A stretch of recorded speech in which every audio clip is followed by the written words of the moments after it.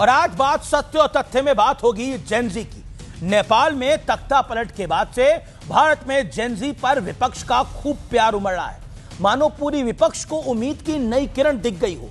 मंचों से, social media handle से सीधे जेनजी को ललकारने की कोशिशें होने लगी हैं, उनको भड़काने का प्रयास हो रहा है। फिर बिहार के चुनाव और विपक्ष की खोलती उम्मीदों पर बर्फ सा ठंडा पानी पड़ गया।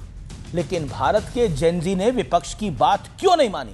खुद प्रधानमंत्री मोदी ने आज इसकी वजह बताई और उसकी वजह सुनकर आप भी हैरान हो जाएंगे।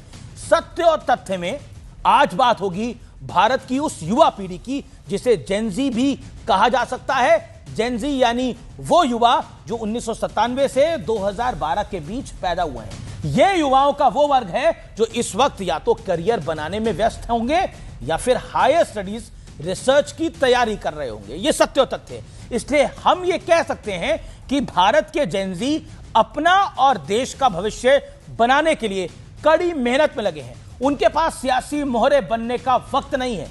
इसी साल सितंबर में नेपाल की सरकार को वहां के युवाओं ने उखाड़ फेंका था। हालांकि कुछ थ्योरीज अमेरिकन इंटरफेरेंस का भी शक जताती हैं। बेसिकली दावा किया जाता है कि अमेरिका ने नेपाल के कुछ युवा नेताओं को वहां की सरकार गिराने का काम पर लगाया था। उधर नेपाल सरकार गिरी, इधर भारत में भी कहा जाने लगा कि जो नेपाल में हुआ वो भारत में भी हो सकता है। उद्धव ठाकरे की सेना के संजय, हालांकि आजकल कई संजय खबरों में हैं, लेकिन ये संजय राउत है। तो इन संजय ने कहा, अब समाजवादी पार्टी के आईपी सिंह ने कहा, इनसे पहले उदित राज ने कहा, फिर राहुल गांधी और प्रियंका गांधी भी कह दिए। इसी बीच लद्दाख में बवाल हुआ, खूब प्रचार किया गया कि यही भारत का जेनजी है और अब यह सड़क पर उतर चुका है। इसलिए इसमें भी घोटाला हो गया है, क्योंकि आरोप लगे कि जिन लोगों ने वहां हंगामा किया था वो कांग्रेस के ही कार्यकर्ता थे, कांग्रेस के ही वर्कर्स थे।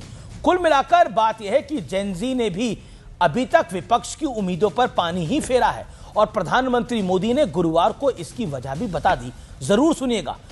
हर क्षेत्र में भारत के युवा, हमारे जेनजी नए समाधान दे रहे हैं और आज मैं दुनिया के जेनजी को भी बड़े आत्मविश्वास से कह सकता हूं कि अगर जेनजी के लिए सच्चे अर्थ में कहीं से प्रेरणा मिल सकती है तो भारत के जेनजी से मिल सकती है। बात साफ है, भारत का यूथ नैरेटिव्स में नहीं फंसता, बल्कि दुनिया को अपने इनोवेशंस, इन्वेंशंस और स्टार्टअप से इनलाइटन और एजुकेट कर रहा है। इस समय उसके पास फर्जीवाड़े में फंसने का वक्त ही नहीं है जी, क्योंकि वो अपना करियर बनाने में बिजी है और उसको पता है कि इस सरकार में उसकी सुनवाई हो रही है, क्योंकि स्टार्टअप भी मोदी लेके आए हैं, मेक इन इंडिया भी मोदी लेकर आए हैं। इसलिए उसे पता है कि आखिरकार ये शासन जो है वो उसके लिए सही है। इसलिए शायद जेनजी से जो उम्मीदें विपक्ष को हैं उस पर लगातार पानी पड़ रहा है, वो भी ठंडा ठंडा, कूल कूल।